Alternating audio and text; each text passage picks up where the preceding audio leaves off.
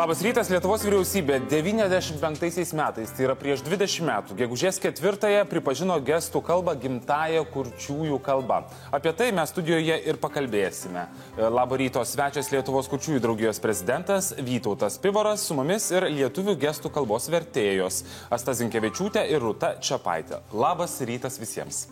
Labas rytas. Labas rytas, taigi 20 metų gestų kalbai daug ar mažai? Nu, kad pasakytume tikrai daug. Ir tie metai labai greitai prabėgo. Taip, bet reikia dar pripažinti, kad daug yra mitų susijusių su gestų kalba, mitų, kurie netitinka tikrovės. Kokius galėtumėte išskirti? Taip, sutinku, tikrai yra daug labai mitų įvairiausių. Ir kaip pasakyti, yra nežinojimo mitai. Taip pat ir požiūris yra visiškai atvirkščias. Vat kaip pasakyti, pagrindinės mitas yra gestų kalba, tai yra tarptautinė gestų kalba ir yra visur vienodi gestai. Iš tikrųjų, gestų kalba skiriasi. Lietuvių gestų kalba yra, rusų gestų kalba yra, latvių, anglų ir kiekviena valstybė turi savo gestų kalbą. Bet taip pat yra tarptautiniai gestai. Tai nėra kaip kalba, bet tai yra gestai. Tai jinai vartojama kongresuose, seminaruose ir konferencijose. Kaip jūs galėtumėte vertinti situaciją Lietuvoje?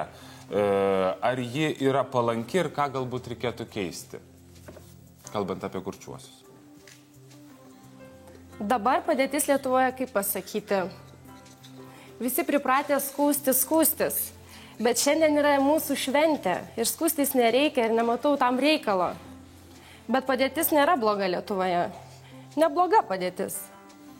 Vat galime gauti ir paslaugas, galime bendrauti su girdinčiaisiais. Mums vienas yra džiaugsmas, kad girdinčių visuomenė jau pradeda domėtis gestų kalba, mokosi, pradeda lankyti kursus organizuojamus Rudologijos centre. Ir studentai domisi gestų kalba ir nori mokytis gestų kalbos. Kaip kurčiųjų jūsų manymai yra įsiliejimas į darbo rinką? Kokie galbūt pagrindiniai trikdžiai, ką galima būtų dar taisyti? Sutinku, yra problemų. Apie įdarbinimą yra problema. Yra baimė žmonių, jeigu kurčias, kaip su juo bendrauti, bet taigi su juo paprastai galima bendrauti, jie paprasti žmonės. Koks yra skirtumas? Jie bendrauja gestų kalbą ir jie negirdi. Bet girdėjimas kaip dirbti darbui netrukdo, galima dirbti. Svarbiausia bendravimas, paaiškinti, o kaip paaiškinti? O kad išsigąsti bendrauti su kurčiuoju, taigi galima užsakyti ir vertėjas. Taip pat patys galite išmokti gestų kalbos tiek girdinčiųjų visuomenę. Bet taip pat galima ir sakyti, kad girdintieji priima kurčiuosius ir po to džiaugiasi, kad jie yra geri darbuotojai, perspektyvūs ir daug ką gali padaryti. Bet daugelis kurčiųjų supranta iš lūpų, ką žmonės nori jiems pasakyti, tiesa? Taip, yra kurčiųjų, bet kaip pasakyti, kad tai bus natūralus bendravimas, tai čia toks kaip priverstinis. Nes gestų kalba pripažinta kurčiųjų gimtąją kalbą, o kad versti juos kalbėti arba skaityti iš lūpų, tai... Bet taip pat gestų kalba turi tikrai vieną kitą pranašumą, kalbant apie sakytinę kalbą. Kokie jie būtų? Gestų kalba? Geras klausimas jūsų. Kaip pasakyti?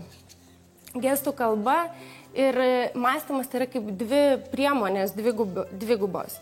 Nes gestų kalba turi savo gramatiką ir taip pat yra gestų kalba vizualinė kalba. O smegenys mąsto dviemis priemonėmis. Tai yra loginis mąstymas ir vizualinis mąstymas. Ir vienas kitą kaip papildo. Ir tai mąstymas susideda iš dviejų dalykų. Bet kad paprastai gestų kalba, bendrauti galima labai paprastai. Taip pat ir žodinė kalba galima labai daug ką pasakyti. Jeigu ir šokiai įvairiausi, yra tranki muzika, ir kaip bendrauti yra labai sunku, galima susibendrauti gestų kalba trankioje muzikoje. O gal kokių yra įdomesnių faktų iš šios kalbos istorijos? Pirmuoju gestų kalbos paminėjimu rašytiniuose šaltiniuose galima laikyti dar 422 metus prieš Kristų. Kas tuo metu įvyko? Taip. Tai buvo rašytinis faktas. Sokratas pasakė, kad kurtieji turi gestų kalbą, bet tai kaip rašytinė forma buvo, bet tai mitai, kaip buvo anksčiau, tai buvo ir Egiptų laikais jau buvo kažkokia sąsaja su gestų kalba. Pamatė, kad yra kurtieji, kad jie nešneka, kad tai yra kaip Dievo žmonės, kad jie bendrauja gestų kalba, jau tai nuo senų laikų gan įvyko. Kaip ir lingvistų grupė sako, gestų kalba kada atsirado, tada, kada atsirado ir žmonės. Ar tiesa, kad gestų kalba turi irgi tarmes? Taip, skiriasi irgi gestų kalbos. Nes, tarkim, kiek žinau, Vilniuje gestai žirni virtuvė rodomi vienaip, o Kaune kitaip. Taip, tikrai taip yra, ir miestų, regionų skiriasi gesto kalbos, bet paprastai, kad Vilniuje žirnis yra gestas, o kituose miestuose, Kaune, Panevėžyje gali būti kitoks gestas, štai toks. Virtuvė gali būti visiškai skiriasi gestų kalbos miestuose.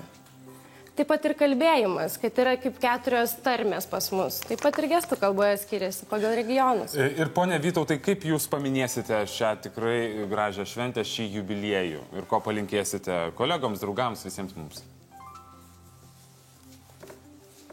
Šiandien mes planavome 12 valandą Kudirkos aikštėje prie paminklo, šalia vyriausybės. 12 valandą, nuo 12 iki 1 vyks trumpas mini pasirodymas. Bus mažas spektakliukas ir pamokysime truputėlį gestų kalbos. Kam įdomu, galite atvykti, pasižiūrėti ir dalyvauti. Gal bus siurprizas tenais, bet dabar nesakysime koks, lauksime jūsų atvykstant. Ir norėčiau palinkėti nebijoti bendrauti gestų kalba. Gestų kalba yra nuostabi kalba. Ačiū Jums, gražios šventės. Mūsų studijoje svečiavosi Lietuvos kurčiųjų draugijos prezidentas Vytautas Pivoras, taip pat lietuvių gestų kalbos vertėjos Asta Zinkevičiūtė ir Rūta Čepaitė. Ačiū, gražios dienos, iki kitų kartų. Ačiū Jums taip pat gražios dienos. Likite.